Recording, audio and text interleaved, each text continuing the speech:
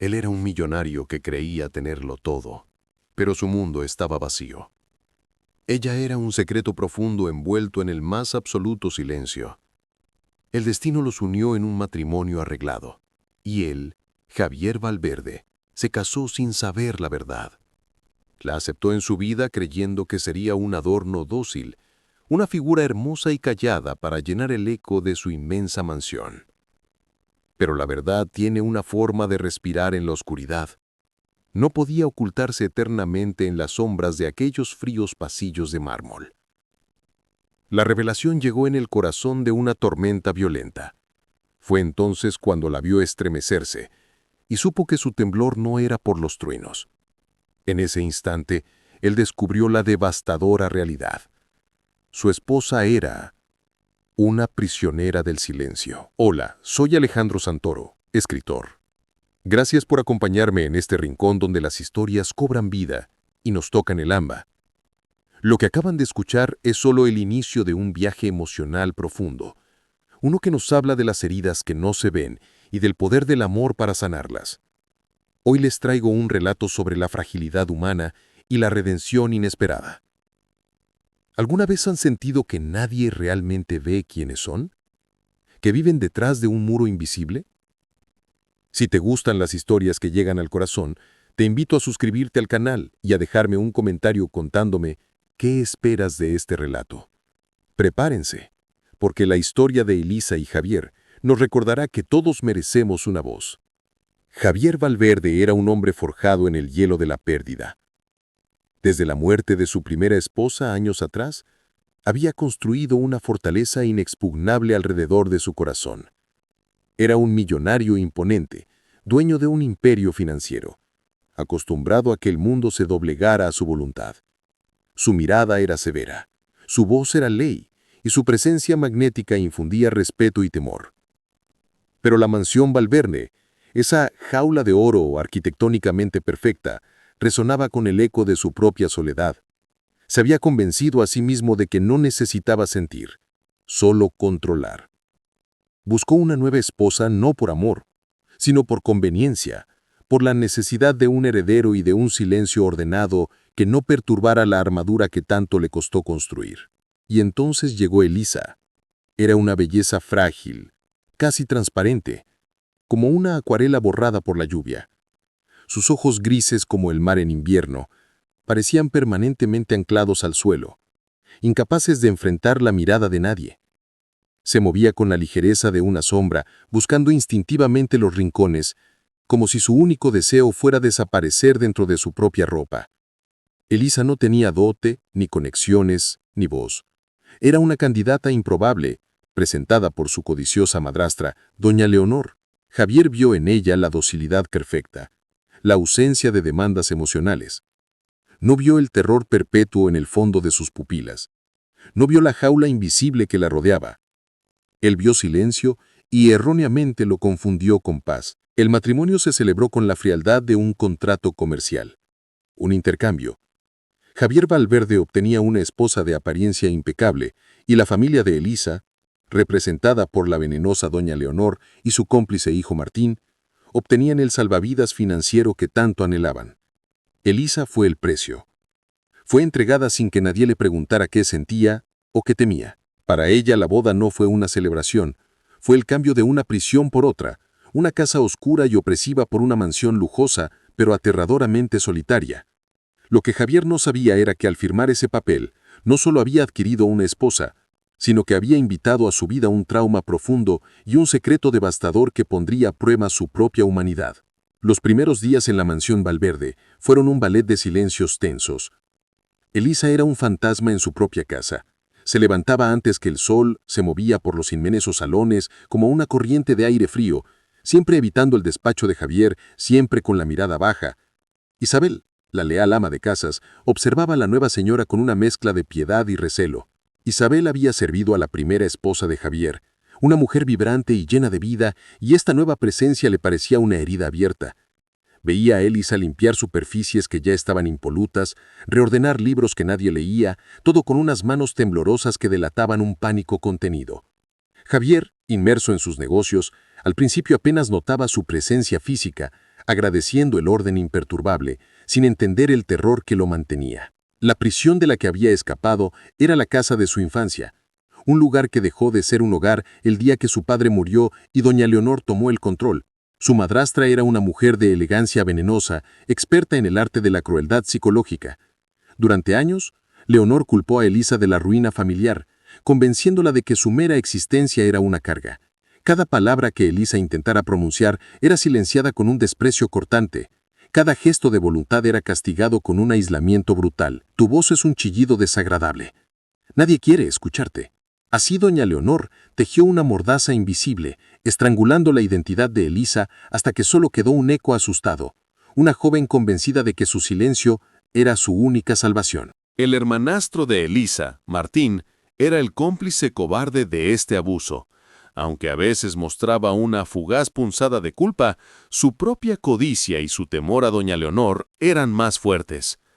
Él fue quien facilitó el acuerdo con Javier Valverde, presentando a Elisa como una joven tímida y reservada, ocultando deliberadamente la profundidad del trauma. Martín se beneficiaba de la venta de su hermanastra, calmando su conciencia con la idea de que, al menos, en la mansión de un millonario, Elisa no pasaría hambre. No entendía, o no quería entender, que las peores jaulas no están hechas de hierro, sino de miedo, y que él acababa de entregarla a una celda más grande y dorada. Javier Valverde, por su parte, vivía su propio tormento. El hielo en su corazón era una defensa contra el dolor de su viudez. Se había culpado durante años por la muerte de su primera esposa. La había amado con una pasión que lo consumió, y cuando ella se fue, él juró no volver a ser tan vulnerable. Priorizó el trabajo, las cifras, el control. Se convirtió en una máquina de éxito. Pero el silencio de Elisa, que al principio le pareció conveniente, comenzó a inquietarlo. Era un silencio diferente al suyo. El suyo era una elección, una armadura. El de ella se sentía como una ausencia, como si una parte vital de ella estuviera rota o muerta. Empezó a observarla más, notando cómo se sobresaltaba si una puerta se cerraba con demasiada fuerza. El contraste entre ambos era un abismo. Él, el depredador en la cima del mundo financiero, acostumbrado al poder y la confrontación. Ella, la presa perpetua, entrenada para no hacer ruido, para no existir. La mansión, con sus techos altos y sus suelos de mármol frío, amplificaba esta dinámica. Reflejaba la frialdad interna de Javier, pero también se convertía en un laberinto aterrador para Elisa. La sociedad, la élite que observaba este matrimonio repentino, comenzaba a murmurar. ¿Por qué la nueva señora Valverde nunca hablaba? ¿Era arrogante, tonta o simplemente una extraña adquisición del viudo de oro? La presión crecía y la verdad, contenida en el temblor de Elisa, estaba a punto de estallar. La calma controlada de Javier Valverde comenzó a resquebrajarse. La docilidad que había buscado en Elisa ahora le parecía inquietante, casi inhumana.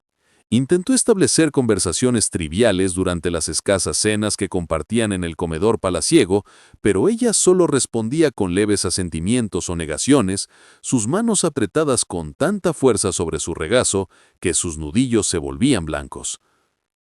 ¿Te agrada la casa?, preguntaba él, su voz resonando en el silencio opresivo. Un asentimiento. ¿Necesitas algo? Una negación. Esta falta de respuesta comenzó a irritarlo, no por desobediencia, sino porque le recordaba su propio fracaso en conectar. Él, que podía dominar salas de juntas enteras, se sentía impotente frente al muro de silencio de su propia esposa. Elisa, por su parte, vivía en un estado de alerta perpetua. La voz de Javier, aunque no era agresiva, era profunda y autoritaria. Y cada vez que él se dirigía a ella, su cuerpo se tensaba, esperando el golpe verbal, el desprecio al que doña Leonor la había acostumbrado. Intentaba cumplir su papel a la perfección. La casa estaba impecable, su presencia era invisible. Pero el miedo era un veneno que corría por sus venas. Se escondía en la biblioteca durante horas, no leyendo, sino simplemente sosteniendo un libro, usando el silencio del lugar como un escudo. Isabel, la ama de casa, la observaba desde lejos, su corazón dividiéndose entre la lealtad a su difunta señora y una creciente compasión por esta niña asustada que vestía sedas. La tensión alcanzó su punto álgido una noche de tormenta. La lluvia golpeaba los ventanales gigantes de la mansión Valverde como puños furiosos, y el viento aullaba entre las cornisas. Los truenos retumbaban, haciendo vibrar el cristal. Javier encontró a Elisa en el gran salón, de pie frente a la ventana, pero no estaba mirando la tormenta. Estaba paralizada. Él, frustrado por su silencio durante un evento social fallido esa tarde, donde Elisa no había pronunciado una sola palabra, se acercó a ella. «¡Elisa!», exclamó él, su voz más alta de lo habitual, cargada de la irritación acumulada. «Te estoy hablando. ¿Acaso no puedes responderme?». No era un grito de ira, sino de desesperación. Fue entonces cuando sucedió. Al sonido de la voz elevada de Javier, no al estruendo del trueno, el cuerpo de Elisa colapsó. Se encogió sobre sí misma, cayendo de rodillas al frío mármol, sus manos volando para cubrir su cabeza en un gesto de protección instintivo, y comenzó a estremecerse. No era un llanto, era un temblor violento, incontrolable, que sacudía cada fibra de su ser. Un sollozo ahogado que luchaba por salir de una garganta cerrada por el pánico. Javier Valverde se quedó helado. En ese instante, la fachada de su irritación se derrumbó, reemplazada por un horror helado. Vio en su esposa no a una mujer tímida o reservada, sino el reflejo puro de un trauma profundo. El millonario retrocedió un paso, el descubrimiento golpeándole con la fuerza de un rayo. Este temblor no era miedo a la tormenta, era terror a él, a su voz, al conflicto. Se dio cuenta con una claridad devastadora que la familia de Elisa le había mentido. Doña Leonor y Martín no le habían entregado una joven callada, le habían entregado un animal herido, una prisionera entrenada para esperar el castigo. Él, que había jurado no volver a sentir, sintió una oleada de algo que no reconocía, una furia protectora y una profunda y punzante culpa. Había levantado la voz contra alguien que ya estaba rota. Y en ese silencio roto solo por la tormenta y los temblores de Elisa, Javier supo que su vida acababa de cambiar para siempre. El silencio que siguió al estremecimiento de Elisa fue más ensordecedor que la tormenta. Javier Valverde permaneció inmóvil, observando a la figura temblorosa en el suelo. El hombre acostumbrado a controlar imperios se sintió completamente desarmado. Lentamente, como quien se acerca a un ciervo herido, dio un paso adelante. No dijo nada. Cualquier palabra parecía un arma en ese momento. Se quitó el saco pesado de su traje, el tejido caro que era su armadura contra el mundo, y con una torpeza impropia de él, lo dejó caer sobre los hombros encogidos de Elisa. Fue un gesto instintivo, primitivo, un intento de ofrecer calor, de cubrir, de proteger. Ella se tensó aún más ante el contacto, pero no huyó. Javier se retiró a su despacho, cerró la puerta y por primera vez en años no pensó en negocios, pensó en el terror que había visto en sus ojos. A la mañana siguiente, Javier comenzó su investigación con la precisión de un cirujano.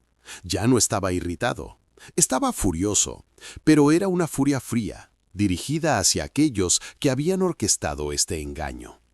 Su primera conversación fue con Isabel. La llamó a su despacho, un lugar donde el ama de llaves raramente entraba. Le preguntó directamente sobre el comportamiento de Elisa. Isabel, viendo la seriedad sombría en los ojos de su patrón, finalmente compartió sus observaciones. El miedo a las puertas cerradas, la forma en que se sobresaltaba si alguien entraba a una habitación sin anunciarse, la manera en que sus manos temblaban al intentar sostener una taza de té. «Señor Valverde», dijo ella con voz baja, «esa muchacha no vive, sobrevive. Actúa como alguien que espera un golpe a cada instante». Armado con esta confirmación, Javier utilizó sus vastos recursos. Encargó un informe discreto sobre la situación financiera de doña Leonor y su hijo Martín. Los resultados llegaron en cuestión de horas y pintaron un cuadro de deudas desesperadas, de propiedades embargadas y de una ruina inminente que había sido convenientemente saldada con el matrimonio de Elisa. El acuerdo quedó claro. Elisa no había sido ofrecida, había sido vendida. La narrativa de la joven tímida se desmoronó, revelando la crueldad de una transacción donde un ser humano había sido usado como moneda de cambio para salvar a una familia que la había destrozado sistemáticamente. La rabia de Javier se profundizó. Habían jugado con él, pero peor aún, habían destruido a Elisa en el proceso. Mientras tanto, en la mansión, Javier cambió su estrategia. Dejó de exigirle palabras a Elisa. En su lugar, comenzó a usar el silencio como un puente. Le dejaba el desayuno preparado en una bandeja antes de irse, sabiendo que ella no comería en su presencia. Dio órdenes estrictas al personal de la casa de no levantar la voz y de moverse con suavidad a su alrededor. Empezó a dejar pequeños gestos.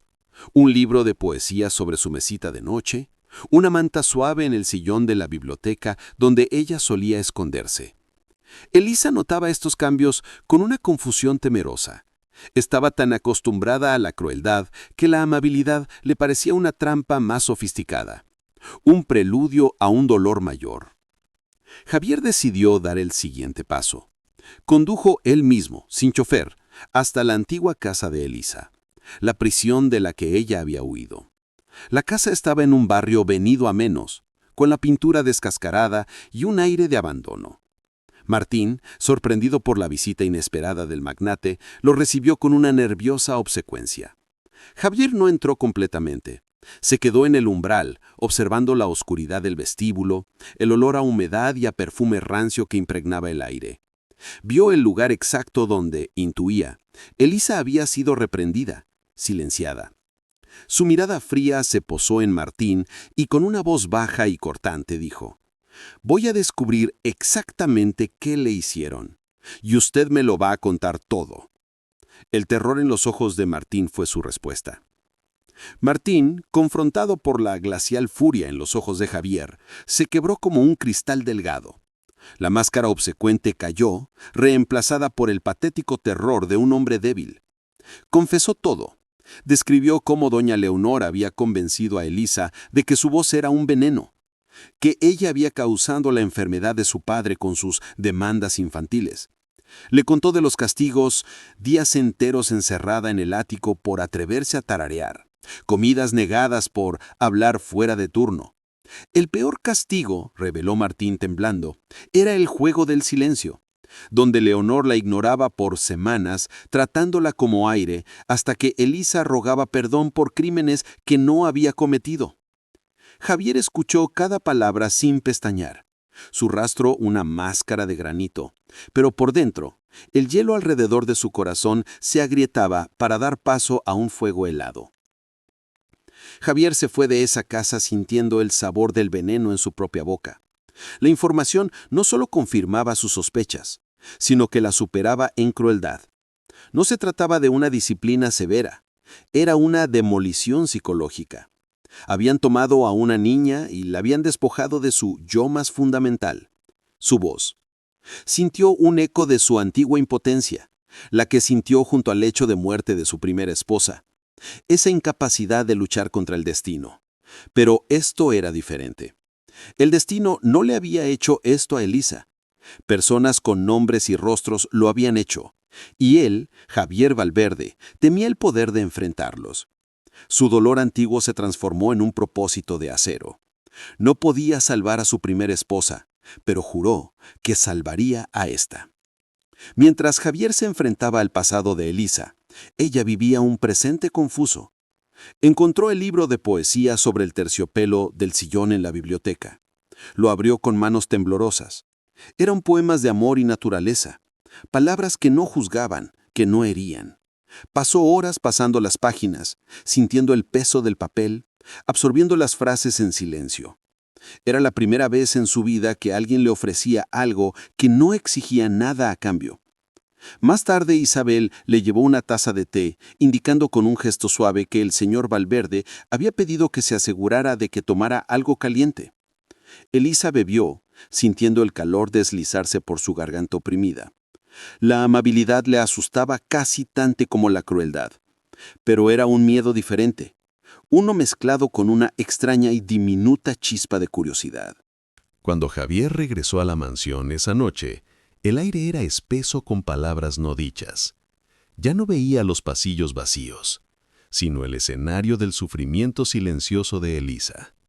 Subió directamente a la biblioteca, su refugio. No estaba allí. La buscó con una urgencia que lo sorprendió a sí mismo. Su instinto protector ahora totalmente despierto.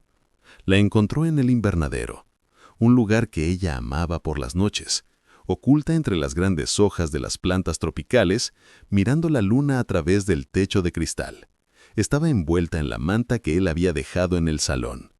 La imagen de su fragilidad, rodeada de vida vegetal, pero tan aislada, lo golpeó con fuerza.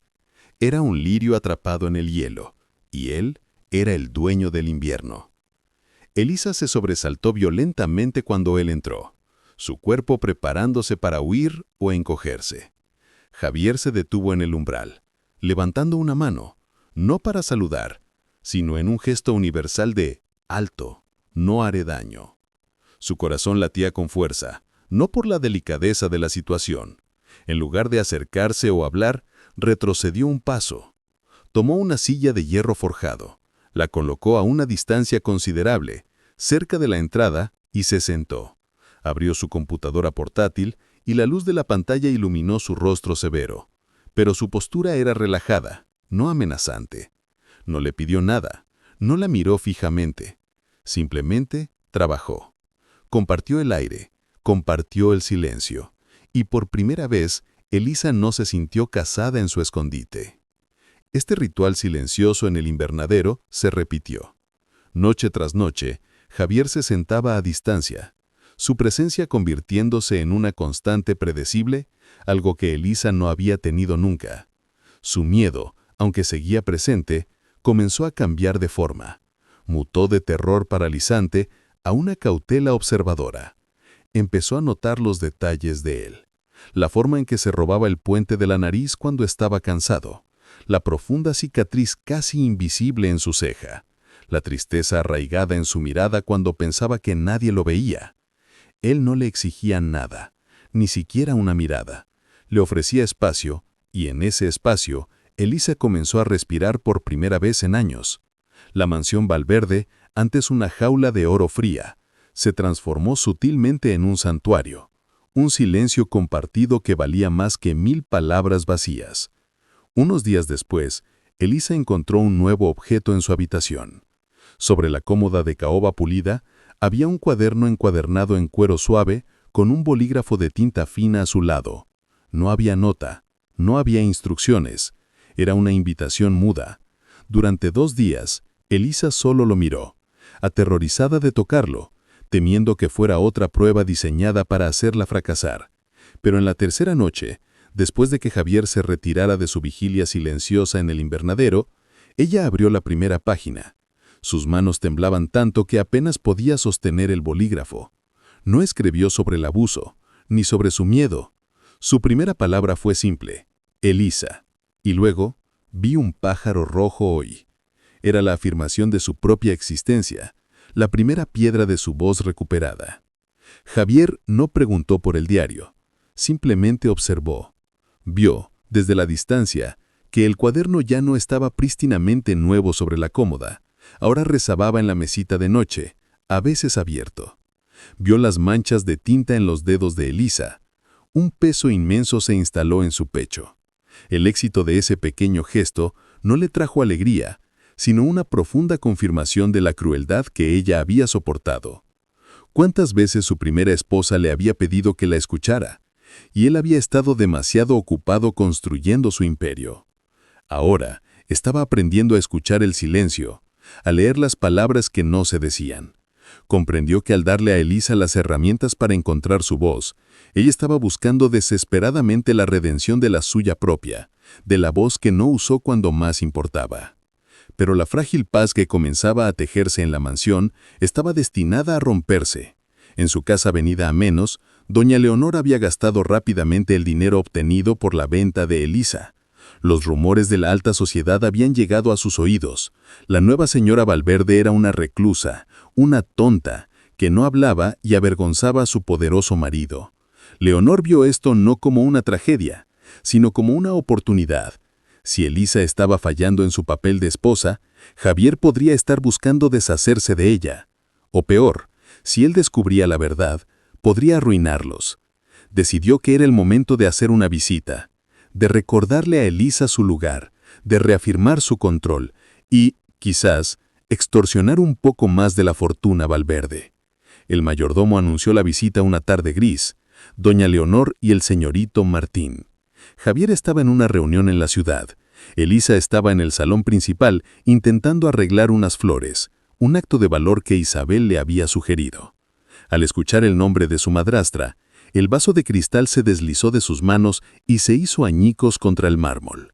El sonido agudo fue como un disparo. Elisa se congeló, el color drenándose de su rostro. Todo el progreso de las últimas semanas, la respiración tranquila, la curiosidad incipiente, todo se evaporó. Cuando doña Leonor entró al salón, con su elegancia venenosa y una sonrisa condescendiente, encontró a Elisa exactamente como la recordaba, paralizada, rota y, sobre todo, silenciosa. El terror había regresado. Así te quería encontrar, inútil, siseó doña Leonor, ignorando los fragmentos de cristal a los pies de Elisa.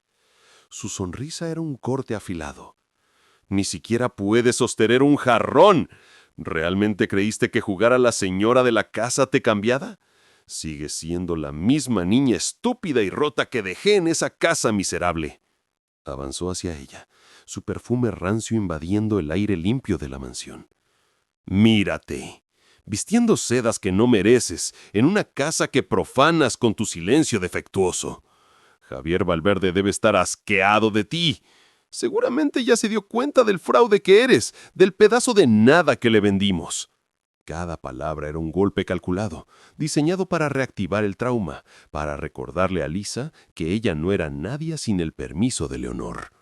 Elisa no se movió. El invernadero, el diario, la amabilidad torpe de Javier, todo se disolvió como un sueño al despertar. Estaba de vuelta en el ático, en la oscuridad, con el hambre y el frío. Su respiración se volvió superficial, atrapada en su pecho. Quería encogerse, desaparecer en el mármol. Vio a Martín, su hermanastro, parado detrás de Leonor, mirando incómodamente sus propios zapatos caros. Él no dijo nada. Su silencio cómplice era casi tan doloroso como el veneno de su madre. Él sabía la verdad de los abusos y aún así permanecía allí, validando la tortura. La traición la dejó completamente indefensa, su mente desconectada de su cuerpo, perdida en el eco del terror antiguo. El mundo se redujo al rostro de su madrastra. Leonor, satisfecha con la parálisis de Elisa, se acercó aún más. Su voz bajó a un susurro conspirativo, pero más afilado. Tu marido millonario se cansará de esta farsa, y cuando te eche, ¿a dónde irás? Volverás a mí. Pero podemos evitarlo. Agarró con fuerza el brazo de Elisa, sus uñas clavándose en la piel delicada. Elisa soltó un gemido ahogado, un sonido casi inaudible. Él tiene mucho dinero y yo necesito compensación por mantener tu secreto, por haberte cuidado todos estos años. Me debes, Elisa, y vas a conseguirme ese dinero o le contaré a tu esposo que no solo estás rota, le diré que estás loca, que eres un peligro. La amenaza colgaba en el aire, sofocante y final. Ya le ha dicho suficiente. La voz no vino de Elisa. Era baja, carente de toda emoción, pero cortó la tensión como una cuchilla de obsidiana. Javier Valverde estaba de pie en el arco del salón principal. Nadie lo había oído llegar. Su traje estaba impecable, pero su rostro era una máscara de furia helada que sus empleados rara vez veían y que sus enemigos temían. Había regresado antes de tiempo, una corazonada oscura en el pecho. Quizá una llamada de la siempre vigilante Isabel. No se sabía cuánto tiempo llevaba ahí, pero lo había escuchado todo. Había visto la mano de Leonor en el brazo de su esposa. Vio el terror abyecto en el rostro de Elisa. Doña Leonor soltó el brazo de Elisa como si quemara, su rostro palideciendo. Intentó recomponer su máscara de respetabilidad. Javier, querido, qué sorpresa. Solo estábamos... ¡Silencio!, la interrumpió él. Dio 2 pasos lentos hacia adelante, su presencia llenando la habitación, su poder palpable. Sus ojos no miraron a Leonor, estaban fijos en Elisa, que seguía temblando, atrapada en su pesadilla. Se detuvo a su lado, luego, muy lentamente, se giró hacia Leonor y Martín. Su voz era apenas un susurro, pero resonó más que cualquier grito. «¡Ustedes 2, fuera de mi casa! ¡Ahora!». No era una petición, era un edicto. La bestia solitaria había despertado y estaba protegiendo lo que era suyo. Doña Leonor, por primera vez en su vida, quedó despojada de su veneno. Su rostro se contrajo, buscando una réplica, pero la mirada de Javier Valverde era una sentencia inapelable. Era el poder crudo contra el que su manipulación mezquina no tenía defensa. Martín, temblando visiblemente, agarró a su madre del brazo y prácticamente la arrastró fuera del salón, lanzando una última mirada aterrada a Javier.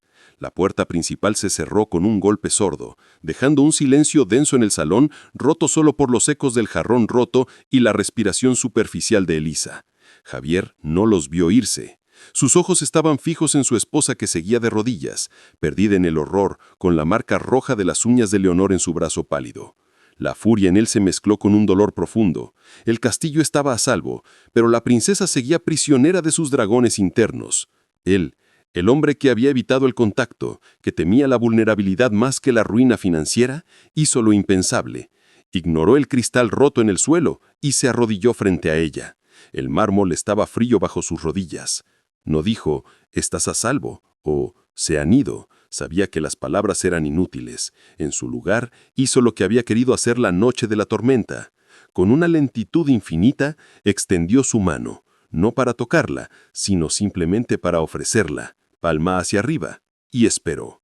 No la apresuró, no la forzó. Simplemente esperó en el silencio, ofreciendo un ancla en medio de su océano de pánico. Era la primera vez que se arrodillaba ante alguien desde la muerte de su primera esposa. Era un acto de entrega, una súplica silenciosa.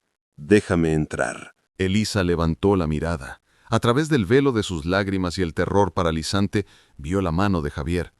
No era la mano amenazante de Leonor ni la mano indiferente de Martín. Era una mano firme, ancha, marcada por el trabajo, a pesar de su riqueza. Vio la cicatriz en su ceja, y en sus ojos severos no vio ira hacia ella, sino un dolor reflejado, una empatía cruda que nunca nadie le había mostrado. Pasó un minuto eterno. Luego, con un temblor que sacudía todo su brazo, movió su mano. Fue el movimiento más difícil de su vida. Dudó, su mano flotando sobre la de él, y entonces, lentamente, sus dedos rozaron la palma de él. No la agarró, fue un contacto mínimo, piel contra piel, pero fue suficiente. Un sollozo, el primero real y audible, escapó de su garganta, y Javier no retrocedió. ¡Qué momento tan poderoso!, ¿no creen? Ese instante en que el muro de hielo se rompe y el contacto humano lo cambia todo. Hemos llegado al corazón de la historia de Elisa y Javier, al punto exacto donde el miedo se encuentra con el coraje. ¿Sienten la emoción de esta conexión? ¿La esperanza que nace de ese simple roce? Si esta historia te está conmoviendo, si crees en el poder de la redención y en las segundas oportunidades, te pido que me apoyes. Tu suscripción a este canal, tus comentarios son el combustible que mantiene viva esta comunidad de historias verdaderas. No olvides seguirme, porque el viaje de Elisa apenas comienza y aún nos queda mucho por sanar juntos. Gracias por sentir conmigo. Javier Valverde no la levantó. Se quedó en el suelo con ella hasta que los temblores violentos se convirtieron en un llanto agotado. Cuando ella finalmente se quedó sin lágrimas, él usó su otra mano para sacar un pañuelo de su bolsillo y, con una delicadeza torpe, secó la humedad de su rostro. «Isabel», llamó él con voz suave, sin apartar la mirada de Elisa. La ama de llaves apareció, sus propios ojos húmedos. «Limpia esto, por favor, y trae un té caliente al invernadero y vendas». Solo entonces Javier se levantó y por primera vez tomó a Elisa con cuidado por los codos y la ayudó a ponerse de pie. La guió, no a su habitación, sino al refugio que habían construido, el invernadero. La batalla contra Leonor había terminado, pero la verdadera sanación apenas comenzaba En el invernadero, el aire olía a tierra húmeda y jazmín. La tormenta exterior se había ido, pero la interior apenas amainaba. Javier sentó a Elisa en el banco de hierro, el lugar donde ella solía esconderse. Isabel llegó con el té y un pequeño botiquín. Fue Javier quien tomó el algodón y el antiséptico. Elisa instintivamente retrocedió cuando él fue a tocar la marca roja en su brazo, donde las uñas de Leonor se habían clavado. «Espera», dijo él, su acaricia más suave que ella le había oído jamás. «Ya nadie va a lastimarte, te lo juro». Él limpió la herida con una concentración que reservaba para sus negocios más importantes. Elisa lo observó. Observó a este hombre poderoso y frío curando una herida tan pequeña, pero tan profunda. Y por primera vez, su temblor se detuvo por completo. A la mañana siguiente, Javier Valverde no fue a su oficina. Trajo la oficina a él. Desató una guerra silenciosa, pero total, contra doña Leonor y Martín. No fue una venganza impulsiva, fue una erradicación sistemática. Usó su influencia legal y financiera para congelar sus cuentas, aprovechando la confesión de extorsión de Martín y el intento de fraude. Compró las deudas que los ahogaban, convirtiéndose en su único acreedor. Les dio una opción: desaparecer de la ciudad, renunciar a cualquier clamo o conexión con Elisa para siempre, o enfrentar cargos criminales por abuso y extorsión que los llevarían a la ruina total y a la cárcel. En menos de 24 horas, el pasado de Elisa fue neutralizado. Javier no le dijo a ella los detalles, simplemente cortó las cuerdas de la marioneta, asegurándose que su esposa nunca más tuviera que mirar por encima del hombro. Elisa sintió la ausencia de la amenaza antes de entenderla. El aire de la mansión se sentía más light, ya no se sobresaltaba con cada sombra. La verdadera sanación comenzó en las páginas del diario de cuero. Sus escritos cambiaron, dejó de describir pájaros y flores y empezó a describir sentimientos. Escribió sobre el frío del mármol bajo sus rodillas, sobre el sonido de la voz de Javier cuando dijo «silencio», sobre el terror de ver a Leonor. Y luego escribió sobre la mano extendida de Javier. Escribió páginas enteras sobre esa mano. Una noche dejó el diario abierto sobre la mesa del invernadero, no por accidente, sino por una decisión semiconsciente. Era un puente, una invitación. Quería que él, el hombre que le había dado el libro, leyera la voz que aún no podía pronunciar. Javier encontró el diario abierto. Al principio dudó, sintiendo que invadía su privacidad, pero la página abierta era una clara invitación. Leyó sus palabras, su descripción de él, de su miedo, de la seguridad que sintió. Un nudo se formó en su garganta. El hombre de hielo sintió el calor de una emoción que creía muerta. Esa noche, en el invernadero, él no trajo su computadora. Se sentó frente a ella, más cerca esta vez, y tomó el libro de poemas. Había uno que a mi primera esposa le gustaba, dijo él con voz áspera por la confesión. Era la primera vez que mencionaba su pasado. Y empezó a leer en voz alta, su voz profunda, llenando el espacio no con órdenes, sino con belleza. Estaba compartiendo su propia herida, mostrándole que él también era un sobreviviente. Siguieron semanas de esta nueva rutina. Él le leía, ella escribía. Isabel les traía té, sonriendo discretamente.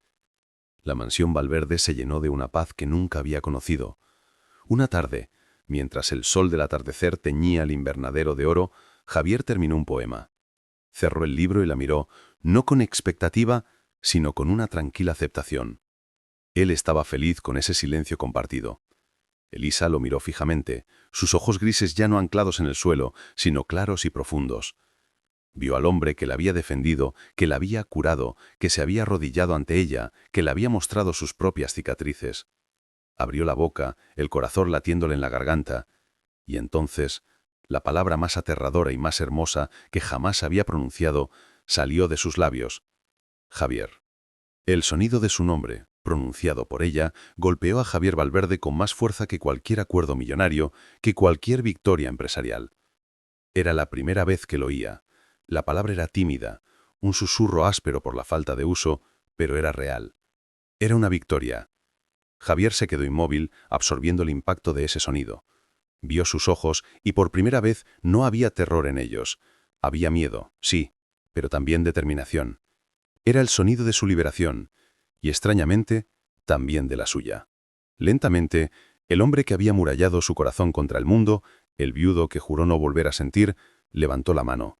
No la ofreció, esta vez con una reverencia que lo sorprendió, rozó su mejilla. Elisa, susurró él de vuelta, y en ese intercambio de nombres, el contrato frío de su matrimonio se disolvió y nació un vínculo verdadero. Esa primera palabra fue la llave que abrió la puerta. Elisa no se transformó en una conversadora de la noche a la mañana. La sanación es un proceso lento, no un milagro instantáneo. Pero la mordaza psicológica de doña Leonor se había roto. Empezó con frases cortas, probando el peso de su propia voz en el aire seguro que Javier había creado. «Me gusta esta flor. Hoy leí el poema. El té está bueno». Y Javier, el hombre que había exigido silencio, ahora atesoraba cada sílaba. Aprendió a callar sus propios pensamientos para escucharla, a tener la paciencia que nunca tuvo en su vida anterior. La mansión Valverde dejó de ser una jaula de oro y comenzó a transformarse, rincón por rincón, en un hogar. Empezaron a cenar juntos, no en extremos opuestos de la mesa imperial, sino en la cocina o en el invernadero bajo las estrellas. La historia de Javier y Elisa nos enseña una lección profunda sobre las cicatrices que no se ven.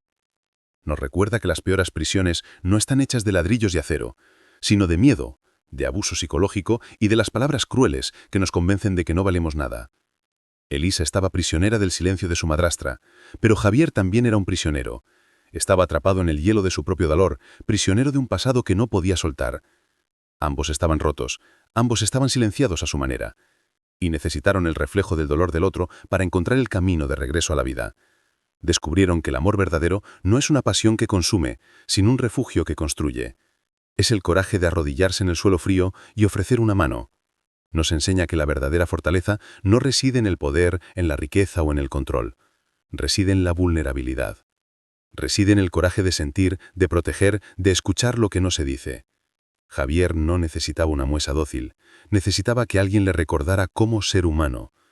Elisa no necesitaba un salvador millonario, necesitaba un testigo, alguien que la viera, que validara su dolor y le diera el espacio seguro para encontrar su propia voz. Ella, con su fragilidad, demostró ser la fuerza más poderosa que él jamás había conocido, una fuerza capaz de derretir el invierno de su corazón. Él buscó silencio y encontró una voz. Ella buscó escapar y encontró la libertad. Gracias por acompañarme en este viaje tan intenso y emocional hasta el final. Espero que la historia de Elisa y Javier haya tocado su corazón y les haya recordado la importancia de la empatía. Vivimos en un mundo ruidoso, pero a menudo olvidamos escuchar los silencios. Si este relato te conmovió, si te dejó pensando, por favor déjame saberlo en los comentarios. Tu apoyo y tus palabras son la inspiración que mantiene viva esta comunidad de historias. No olvides suscribirte para que no te pierdas nuestro próximo encuentro, donde otra emoción nos estará esperando. Soy Alejandro Santoro y les agradezco por sentir conmigo. Recuerden siempre ser amables porque nunca sabemos qué batalla silenciosa está librando la persona a nuestro lado. Hasta la próxima.